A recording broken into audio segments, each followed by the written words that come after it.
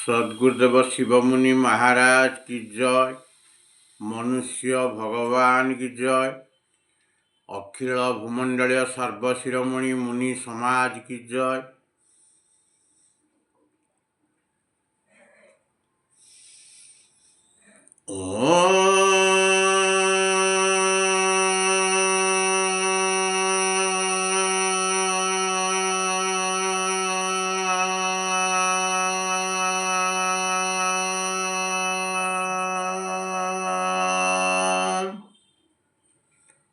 ମୁଁ ଆଜି ସର୍ବପ୍ରଥମେ ଆତ୍ମଦେବଙ୍କର ସ୍ତୁତି କରି ଆତ୍ମଜ୍ଞାନ ବିଷୟରେ କିଛି ଆଲୋଚନା କରିବାକୁ ଯାଉଛି।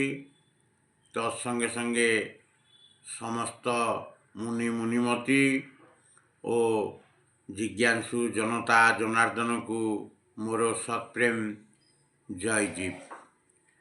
ଆଜି ଆମେ ଶରୀରର ସିଞ୍ଚନ ବିଷୟରେ ଆଲୋଚନା କରିବା। ଯେପରି ଜମିର ସିଞ୍ଚନ ପାଣି ଦ୍ୱାରା ହୋଇଥାଏ, ସେହିପରି ଶରୀର ରୂପୀ ଜମିର ସିଞ୍ଚନ ପ୍ରାଣ, ରକ୍ତ ଓ ଚେତନ ଜୀବ ବା ଆତ୍ମା ଦ୍ୱାରା ହୁଏ।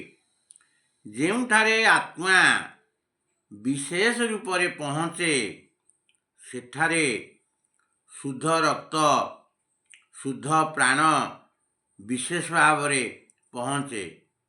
ଯେପରି ଜଳସିଞ୍ଚନରେ ଜମି ସବୁଜ ହୁଏ, ସେହିପରି ତାଜା ରକ୍ତ, ଶୁଦ୍ଧ ପ୍ରାଣ ଓ ଆତ୍ମା ଦ୍ୱାରା ଥରେ ଶରୀରରେ ସିଞ୍ଚନ ହୋଇଗଲେ ଶରୀର ସବୁଜ, ତାଜା, ସତେଜ, ନିରୋଗ, ଆନନ୍ଦଯୁକ୍ତ, ସୁଖ ଓ ଉତ୍ସାହପୂର୍ଣ୍ଣ ହୋଇଯାଏ।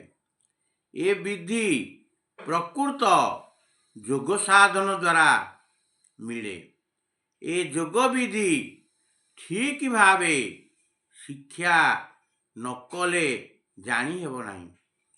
ଯୋଗର ବିଧି ବହୁତ ଦିନରୁ ଲୁପ୍ତ ହୋଇଯାଇଥିଲା। କୌଣସି ପୈଗମ୍ବର, ଦେବଦୂତ, ଦେବୀ ଦେବତା ଓ ଅବତାର ଏହା ପ୍ରକଟ କରିପାରିନଥିଲେ। ଖାଣ୍ଟି ଯୋଗ ଶିକ୍ଷା ଲେଖି ବା ପୁସ୍ତକ ଦ୍ୱାରା ଶିକ୍ଷା କରିହେବ ନାହିଁ। ସମ୍ମୁଖରେ ବସି ଶିକ୍ଷା ନେବାକୁ ହେବ। ଯୋଗ ଶିକ୍ଷା ଗୁରୁଙ୍କଠାରୁ ଦେଖି ଓ ଗୁରୁଙ୍କ ମୁଖରୁ ଶୁଣିଲେ ଠିକ୍ ଭାବରେ ହୁଏ। ଯେଉଁମାନେ ଅଧିକାରୀ ନୁହନ୍ତି, ସେମାନଙ୍କୁ ଯୋଗ ଶିକ୍ଷା ମିଳିନପାରେ। ନିଜର ଭଲ ମନ୍ଦ ନିଜ ହାତରେ, ଈଶ୍ୱର କିମ୍ବା ଅନ୍ୟ ହାତରେ ନାହିଁ। ମନୁଷ୍ୟ ଯେପରି କର୍ମ କରୁଛି ସେହିପରି ଫଳ ପାଏ ଏବଂ ଭୋଗ ମଧ୍ୟ କରେ। ଏହା ନିଶ୍ଚିତ ଏବଂ ସର୍ବମାନ୍ୟ। ଏହା ସମସ୍ତେ ମାନନ୍ତି ଓ ଅତ୍ୟନ୍ତ ସତ୍ୟ। କେତେକ କହନ୍ତି, ଈଶ୍ୱର ଯେପରି ଚାହିଁବେ ସେପରି ହେବ। ସେ ଶାସକ ଓ ମାଲିକ ଓ ସବୁ ତାଙ୍କ ନିୟମ ଅନୁସାରେ ହେବ। ଯଦି ଶାସକ, ମାଲିକ ଓ ନିୟମ ଭଲ ହେବ ଓ ଈଶ୍ୱର ଚାହିଁଲେ ମନୁଷ୍ୟର ଭଲ ହେବ, ତେବେ ମନୁଷ୍ୟ ନିଜର ଭଲ ପାଇଁ ଈଶ୍ୱରଙ୍କୁ ପ୍ରାର୍ଥନା ଓ ଶାସକମାନଙ୍କ ନିୟମର ପରିବର୍ତ୍ତନ ପାଇଁ କାହିଁକି ଆନ୍ଦୋଳନ କରୁଛି? କୁହାଯାଏ, ଈଶ୍ୱର କାହାର ଖରାପ ଚାହାନ୍ତି ନାହିଁ। ସେ ସର୍ବଶକ୍ତିମାନ। ସେ ଯାହା ଚାହେଁ ତାହା ହିଁ ହେବ। ତାର ବିନା ଆଦେଶରେ ତୃଣ ମଧ୍ୟ ହଲେ ନାହିଁ। ତେବେ ସଂସାରରେ ପାପ, ଅସତ୍ୟ, ହିଂସା, ଅତ୍ୟାଚାର କାହିଁକି ଅଧିକ? ସେ ସବୁ ଦୂର କରିବାକୁ ଚାହୁଁନାହାନ୍ତି ନା ଏସବୁ ଦୂର କରିବାକୁ ତାଙ୍କର ଶକ୍ତି ନାହିଁ? ଏହାଦ୍ୱାରା ପ୍ରମାଣିତ ହେଉଛି ଯେ ଈଶ୍ୱର ସର୍ବଶକ୍ତିମାନ ନୁହେଁ ଓ ସେ ଯଦି ସର୍ବଶକ୍ତିମାନ ନୁହେଁ ତେବେ ସେ ଈଶ୍ୱର ନୁହନ୍ତି। ଯଦି ଈଶ୍ୱର ସବୁ କଥା ଜାଣି ସେ ଏସବୁକୁ ଦୂର କରିବାକୁ ଚାହୁଁନଥାନ୍ତି ତେବେ ସେ ପକ୍ଷପାତ କରୁଛନ୍ତି, ତେବେ ମଧ୍ୟ ସେ ଈଶ୍ୱର ନୁହନ୍ତି। କୌଣସି ମନୁଷ୍ୟ ନିଜ ପିଲାମାନେ ରହୁଥିବା ଘରେ ସାପ ବିଛା ଛାଡ଼ନ୍ତି ନାହିଁ। ଯଦି ଈଶ୍ୱରଙ୍କ ଅଜଣାତରେ ସଂସାରକୁ ଦୁଃଖ କଷ୍ଟ ଆସେ ତେବେ ସେ ସର୍ବଜ୍ଞ ନୁହନ୍ତି ଓ ଈଶ୍ୱର ସେ ନୁହନ୍ତି। ଈଶ୍ୱର କେବଳ ଅଜ୍ଞାନୀ ମନୁଷ୍ୟଙ୍କର କଳ୍ପନା। ଯାହା ହେଉଛି ମନୁଷ୍ୟର କର୍ମ ଯୋଗୁଁ ହେଉଛି ଏବଂ ମନୁଷ୍ୟ ମଧ୍ୟ ଭୋଗ କରୁଛି। ଯଦି ଈଶ୍ୱରଙ୍କ ଦ୍ୱାରା ସବୁ ହୁଏ ତେବେ କର୍ମଫଳ ଭୋଗ କରନ୍ତି ଈଶ୍ୱର, କିନ୍ତୁ ତାହା ନ ହୋଇ ମନୁଷ୍ୟ କର୍ମଫଳ ଭୋଗ କରେ। ତେଣୁ ମନୁଷ୍ୟ ପ୍ରକୃତିରେ ହେଉଛି କର୍ତ୍ତା ଓ ନିଜ ଭାଗ୍ୟକୁ ନିର୍ମାଣ କରେ। ମନୁଷ୍ୟ ନିଜକୁ, ଶରୀରକୁ, ଅନ୍ତଃକରଣକୁ, ବୁଦ୍ଧି, ମନ ଓ ମସ୍ତିଷ୍କକୁ ଯେପରି ଚାହେଁ ସେପରି ତିଆରି କରିପାରେ।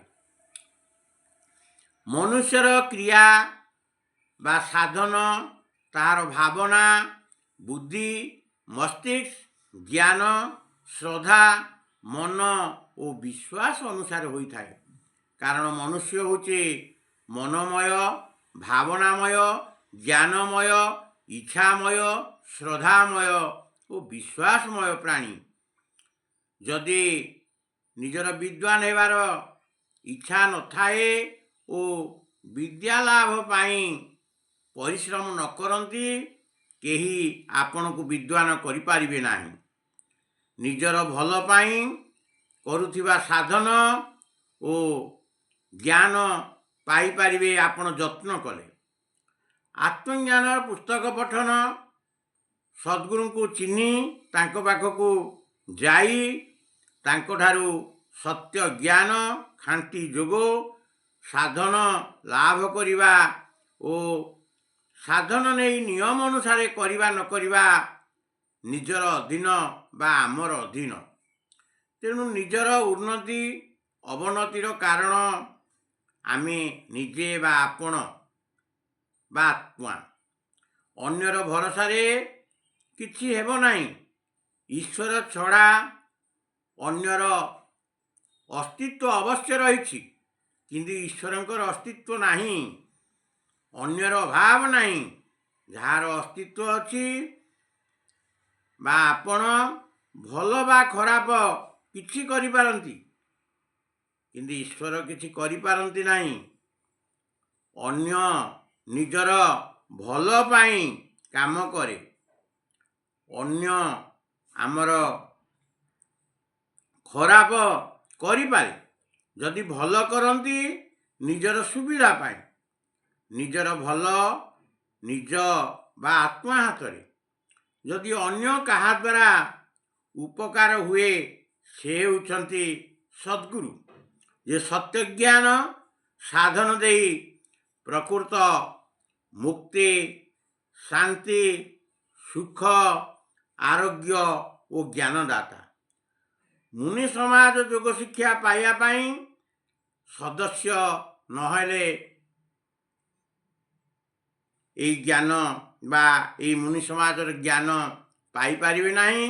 ତେଣୁ ମୁନି ସମାଜର ଜ୍ଞାନ ପାଇବା ପାଇଁ ଅନୁସନ୍ଧାନ କରନ୍ତୁ, ଯାହାଫଳରେ ଆପଣମାନେ ଜୀବନମୁକ୍ତ ହୋଇପାରିବା ସଙ୍ଗେ ସଙ୍ଗେ ଆପଣଙ୍କ ଶରୀରକୁ ନିଶ୍ଚିତ ଭାବରେ ନିରୋଗ ରଖିପାରିବେ।